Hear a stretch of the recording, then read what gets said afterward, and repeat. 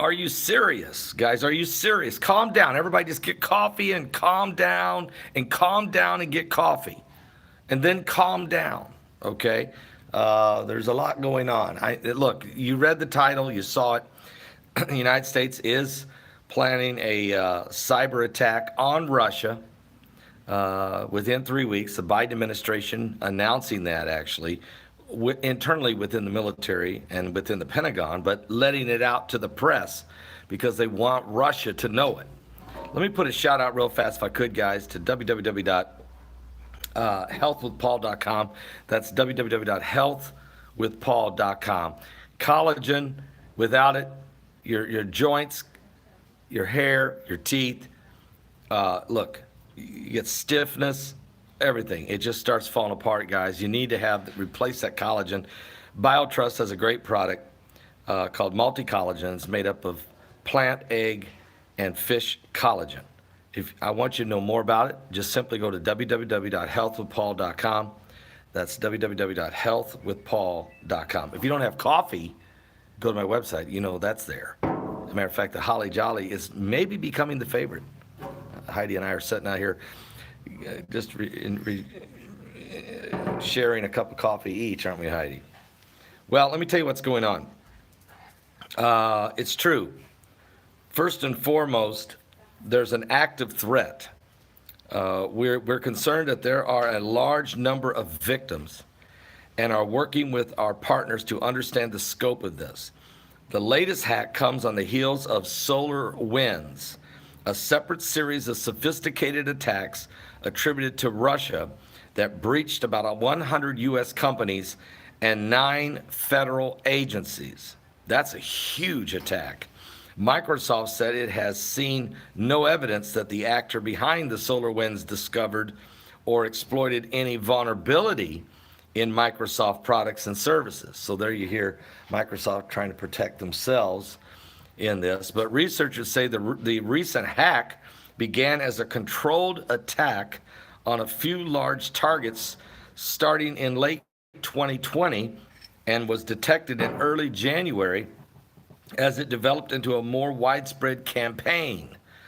Additional attacks were expected from other hackers as the code used to take control of the mail servers spreads. Matter of fact, the Biden administration has launched a multi-agency effort initiated by the National Security Council that includes the FBI, the CISA, which is your cyber security agency, and others. The U.S. officials are saying to determine who has been hacked and what has been done and how to quickly patch the vulnerabilities.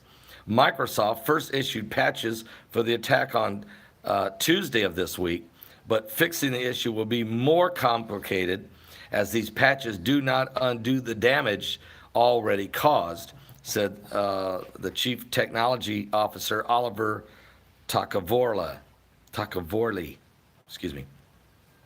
And but patching their Exchange servers will prevent an attack if their Exchange servers has not already been compromised. So in other words, this happened 2 days ago, Heidi, and we don't even know the extent of it, is what I'm hearing here. We're going to launch an investigation onto who got hacked and what was done. That means we don't know what's going on as far as this, how many agencies. We believe 9 agencies and at least 100 companies, mostly tech companies, including Microsoft, which when you say you hacked Microsoft, you're saying you hacked 80% of the world capable, so many different products that Microsoft makes. So what does that mean? We don't know. But we know this, that Biden is very upset, according to reports, and that Sugar is so upset she's barking at the Russians right now. And as you can hear, if Sugar has her way, she'll put an end to all the hacking and all the attacking and all the yakking and all the barking that's going on between the United States and Russia. So, oh, and by the way, just so you'll know, that was not in the article, but the Biden administration is launching an emergency task force to address this aggressive cyber attack that has affected hundreds of thousands of Microsoft customers around the world. The second major hacking campaign to hit the United States since the election. Man, Trump hasn't even been gone 50 days. And the new administration has been hit with two major attacks from who? Russia.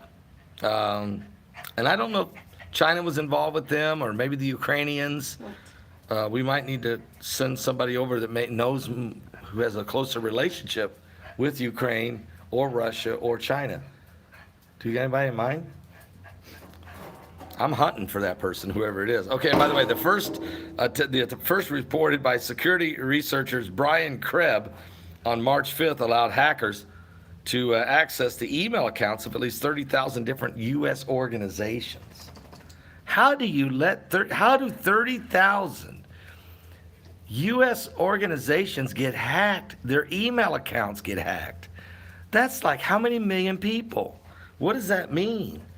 The back channels for remote access can affect credit unions, town governments, small businesses, and have left U.S. officials scrambling to reach the victims, with the FBI on Sunday urging them to contact the law enforcement agencies.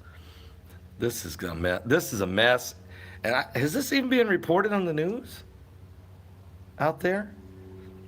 I thank Heidi for bringing this to me this morning, but guys, we don't know the extent of this. Now, this report's by the Guardian. You can check it out. It's also on our app.